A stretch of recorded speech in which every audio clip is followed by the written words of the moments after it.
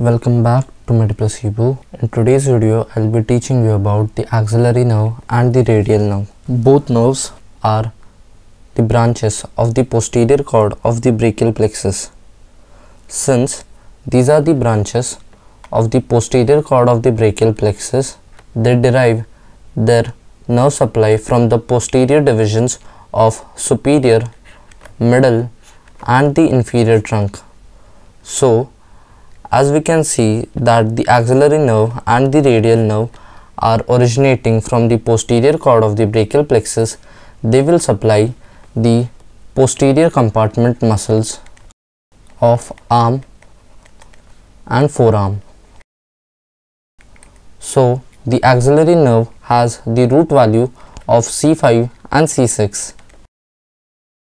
whereas that of radial nerve is from C5 to T1.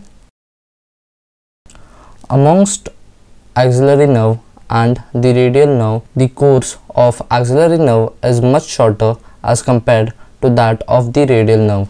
The axillary nerve supplies the deltoid muscle as well as the teres minor muscle. So, if there is any damage to axillary nerve, then it would lead to loss of abduction, since the deltoid muscle is the major abductor at shoulder joint, from 15 degree to 90 degree. The function of abduction is majorly performed by the deltoid muscle along with the lateral rotation of shoulder. The function of teres minor muscle is that it provides external rotation along with infraspinatus muscle and also assists in adduction and extension of the shoulder. You can visualize the location of the cords with respect to the axillary artery, specifically the third part of axillary artery. The lateral cord is present lateral to the axillary artery, the medial cord is present medial, and the posterior cord is present posteriorly to the axillary artery. The sensory supply of the axillary nerve is also important, that is superior lateral brachial cutaneous nerve, which will take sensory supply from the region of deltoid. Now let us take a look at a schematic diagram which will help us to understand the course of radial nerve and the axillary nerve. Here in this schematic diagram, we have the scapula, here is clavicle, the lateral head of triceps, the long head of triceps, here we have the medial head of triceps, the teres major and teres minor muscle. So here I want you to appreciate the three significant anatomical structures, that are the first triangular space, the second quadrangular space, and the third, the triangular interval. In this video, we will be concerned with the quadrangular space and the triangular interval, since the axillary nerve will enter the posterior compartment from the quadrangular space along with the posterior circumflex humeral artery. The axillary nerve, after entering the posterior compartment, will give its muscular branches to the deltoid muscle and the sensory supply to the region of deltoid. Now let us take a look at the course of the radial nerve. The radial nerve will enter the triangular interval after terminating from the posterior cord and will pass along with the profunda brachii artery, also commonly known as the deep brachial artery of the arm. The boundaries of these anatomical structures are also very important from examination point of view. So, I also want to discuss here the boundaries of the quadrangular space and the triangular interval. The superior border of quadrangular space is formed by the teres minor muscle, inferiorly it is formed by the teres major muscle, laterally by the shaft of humerus, and medially by long head of triceps brachii. Now, let us take a look at the boundaries of triangular interval. The superior boundary of triangular interval is formed by the teres major muscle.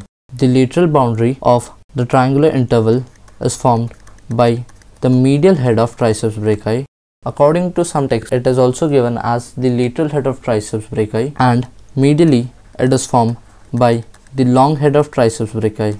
Now that we know that the axillary nerve will enter the posterior compartment of the arm via the quadrangular space, and the radial nerve will enter the posterior compartment of the arm via triangular interval, the profunda brachii artery, after entering the posterior compartment of the arm, will follow the path or the course of radial nerve. That is, the radial nerve will pass along the spiral groove of the humerus and will reach the lateral epicondyle anteriorly. Since we are looking at the posterior view of the arm, I am highlighting the anterior view in dotted line. Here, while traversing through the radial groove, it will supply the triceps brachii muscle, specifically lateral head and medial head. It will also supply the anconeus muscle and will give two sensory innervation, that are the posterior brachial cutaneous and the posterior antebrachial cutaneous. Also note that while traveling in the axillary region anteriorly, the radial nerve will give innervation to some lateral fibers of brachialis muscle. Also, it will supply triceps brachii, long head and medial head. Now we will take a look at a diagram which will show us the anterior aspect of the arm.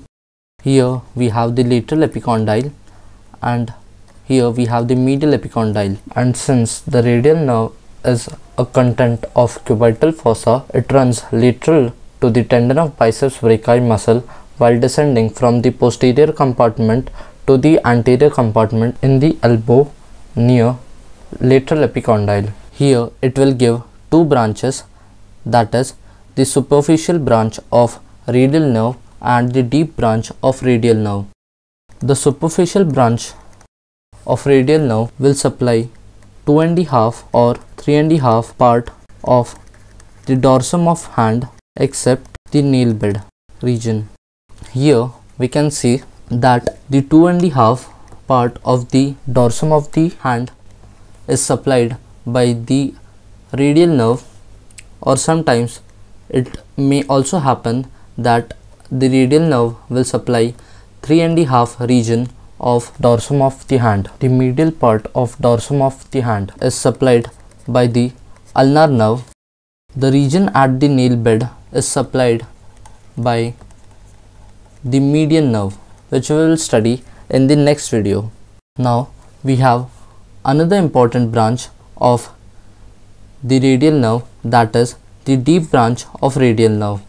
The deep branch of radial nerve will supply the supinator muscle as well as enter the supinator canal, and after the supinator muscle, the deep branch of radial nerve is known as the posterior interosseous nerve.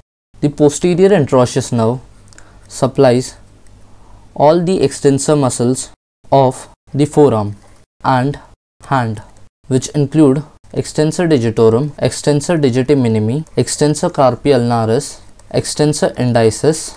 Then we have the extensor muscles for the thumb, that is extensor pollicis longus and extensor pollicis brevis. Also, it supplies the abductor pollicis longus, which helps in the abduction movement of the thumb. The radial nerve at the lateral epicondyle will supply the brachioradialis muscle. Next, we have extensor carpi radialis longus, and then we also have extensor carpi radialis brevis. The extensor carpi radialis brevis can sometimes be supplied by the posterior interosseous nerve or directly sometimes by the radial nerve. Thank you for watching the video. In the next video, I will be teaching you about the clinical anomalies regarding the musculocutaneous, the axillary and the radial nerve.